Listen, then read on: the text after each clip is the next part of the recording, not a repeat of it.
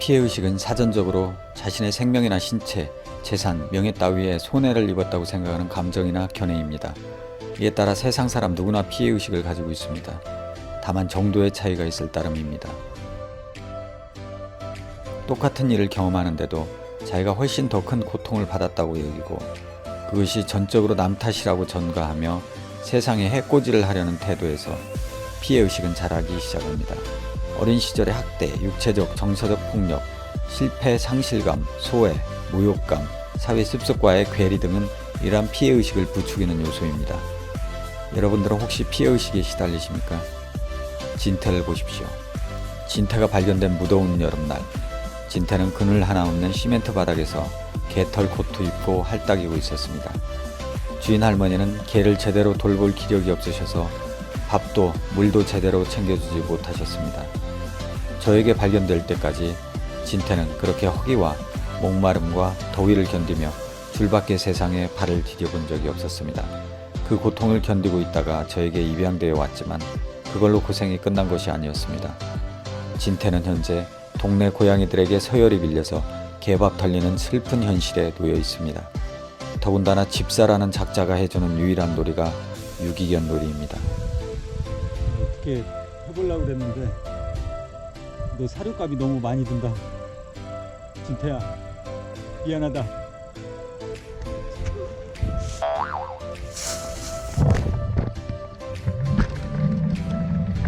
오늘은 진태를 어디다가 버릴까요? 야, 같이 가. 이러한 상황이기에 진태는 피해의식에 빠질 만도 합니다. 억울하게 개로 태어나서 고통당하는 것에 분노하여 인간 탓, 고양이 탓하면서 남은 견생을 보낼 수 있었습니다. 하지만 진태는 그렇게 견생을 낭비하지 않았습니다. 친구들과 우애 있게 지내고 집사가 건네는 엄지발가락도 거부하지 않고 받아들입니다. 또한 자신이 가지지 못한 것보다 자신이 가진 최고의 능력인 혀를 연마하여 새끼 고양이 분유 뺏어 먹는 데에 독보적인 입지를 구축해 놓은 상태입니다. 이는 진태가 과거의 아픈 경험에 의한 피해의식에 발목 잡히지 않고 현재를 힘차게 살아온 때문입니다. 그럼 우리는 진태보다 건강한 정신을 가지고 살고 있을까요? 과거에 발목 잡히지 않고 현재를 열심히 살아가고 있습니까? 일단 피해의식에 한번 빠지면 과거의 부정적 기억을 털어내지 못하고 자존을 좀먹을 만한 사건들에 집착하며 자신의 상처를 쉴 새 없이 헤집습니다. 인생이 끊임없이 피곤해집니다. 그런 터에 피곤한 정신을 환기한답시고 개나 고양이를 키우며 힐링해봤자 아무 소용이 없습니다. 아이고, 다를 만큼 쓰다듬어야지. 아이고 이쁘다. 아, 우리 진태도 이뻐. 뿌리가 썩어 있는데 이파리만 손질해서는 안 된다는 것입니다. 현재 내가 심각한 피해의식에 빠져 있는지를 확인하는 방법은 아주 간단합니다.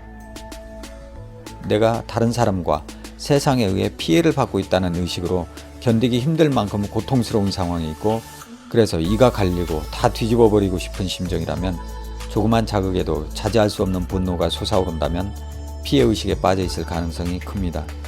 억울함, 적개심, 분노와 증오를 절제할 수 없고 남 탓하는 데에 많은 시간을 보내고 있다면 거의 예외 없이 피해의식에 빠져 있는 것입니다. 이는 자기 자신에게 내린 저주입니다. 인생은 이때부터 망가지기 시작합니다. 아무리 내가 선량한 사람이라고 주변으로부터 인정을 받고 사회적으로 위대한 일을 하고 있다고 자부하고 있을 때라도 말입니다. 건강한 사람들과 비교해보면 이는 확연히 드러납니다. 너는 어떻게 해도 내 몸의 털끝도 건드릴 수 없어 라는 생각이 건강한 사람들이 가진 힘의 원천입니다. 건강한 사람은 같은 상황이라도 부정이 아닌 긍정의 필터로 사태를 해석하고 타율이 아닌 자율의 언어를 선호합니다. 건강한 사람은 상대방과 세태에 의해 좌우되지도 않고 감정적으로 격동하지도 않으며 절망할 일도 없습니다. 과거의 경험에 발목 잡히지 않고 자기 스스로 내린 저주에 빠져 허우적거리지도 않습니다. 진태를 예로 들면 쉽게 이해됩니다. 진태는 콧대가 높아서 싼 개들하고는 안 놀고 비싸게 보이는 개들하고만 놉니다.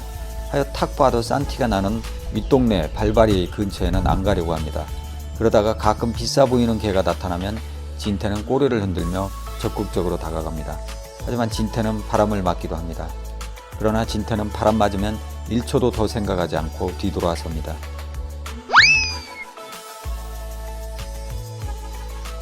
안 되는 것은 안 된다고 인정을 하는 것입니다. 바람맞은 기억에 고통스러워하며 피해의식에 빠져 식음을 전폐하고 방바닥에서 몸부림하고 있을 수도 있지만 진태는 자기 길을 가는 것입니다. 이것이 바로 진태가 건강한 정신을 가질 수 있는 이유입니다. 피해의식의 재앙에 빠질 것인지 아닌지의 선택은 아주 간단한 차이에서 시작됩니다.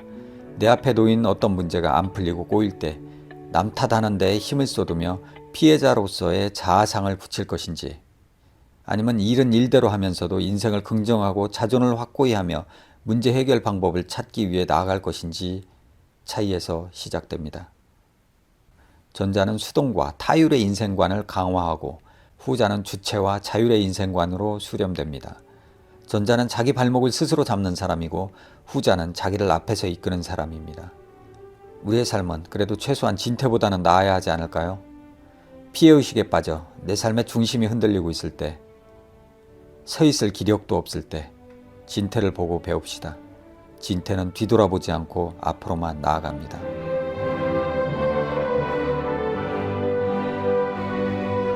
하여간 이렇게 진태의 삶을 받들며 진태를 교주로 모시는 신흥 종교가 탄생했으니 그것은 바로 댕댕교였던 것이다. 이는 장대한 역사의 시작이었다.